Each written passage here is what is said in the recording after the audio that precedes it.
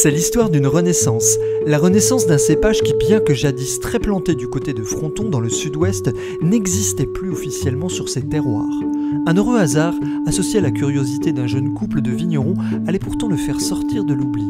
Ce cépage, c'est le Bouislet. Lors des vendanges à la main en 2009, une des vendangeuses nous a fait goûter une méthode ancestrale, un pétnat, on dirait aujourd'hui, d'un vin blanc fabriqué par son grand-père dans son garage. Le mousseux nous a beaucoup plu et donc à la suite de ça, je suis allé voir Jean et son fils Henri. Je leur ai demandé mais qu'est-ce que c'est que ce cépage, racontez-moi un peu l'histoire. Une histoire rayée des livres puisque le Bouislet ne figurait même plus au catalogue officiel des cépages du ministère de l'Agriculture. C'était un cépage qui était complètement sorti des radars puisque même spécialistes, les ampélographes de l'IFV ne savaient pas qu'il était encore en production. C'était complètement un vin de garage, hein, au sens noble du terme.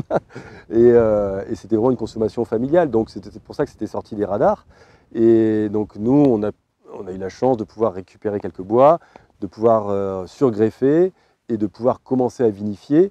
Et la première année, c'était un peu le mystère, c'était qu'est-ce qu'on allait en faire, parce que l'idée, c'était pas forcément de faire un mousseux comme ce qu'on avait goûté, mais de faire plutôt un vin sec. Et c'est ainsi qu'en 2011, le couple Cauvin du château de la Colombière allait le vinifier en blanc sec et ainsi découvrir ses principales caractéristiques. On n'avait pas une aromatique très exubérante comme on a souvent sur les cépages du sud-ouest. Hein.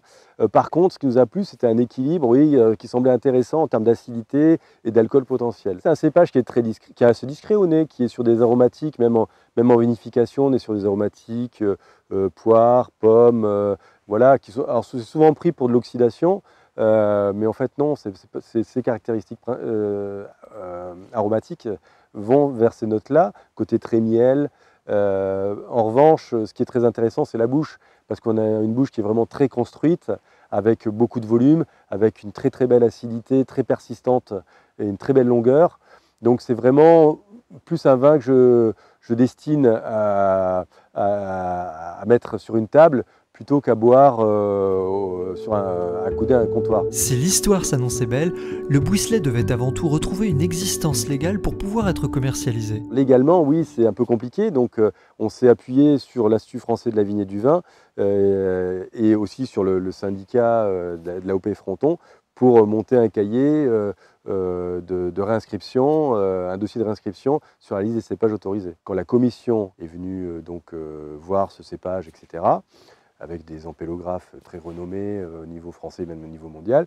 Ils nous ont félicité du travail qui avait été accompli, puisqu'on avait quand même réussi à remettre en production 2 parcelles de ce cépage, et donc je pense qu'aujourd'hui, le cépage est sauvé. Un cépage qui fait déjà des émules puisque d'autres vignerons de Fronton en ont récemment planté. On a été longtemps les seuls officiellement à faire du Bouislet. Aujourd'hui, il y a quelques petites parcelles qui ont été plantées chez les copains, Marc Pénavert, Frédéric Ribes, et même chez Vinovalis, ils en ont planté un petit peu. Mais aujourd'hui, on reste les premiers producteurs au monde en termes de quantité de Bouislet.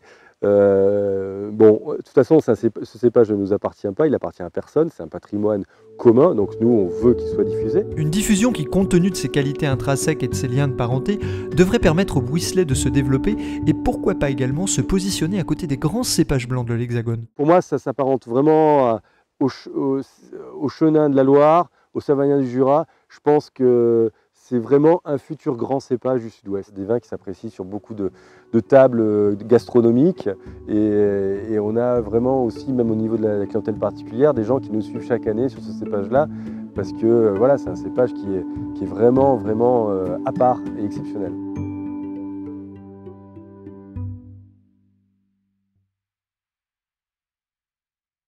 C'est une aventure, mais c'est une vraie chance quand on est vigneron, et encore plus quand on est néo-vigneron comme j'ai pu l'être, de se dire qu'on revinifie un cépage, qu'on retrouve et qu'on revinifie un cépage qui avait disparu.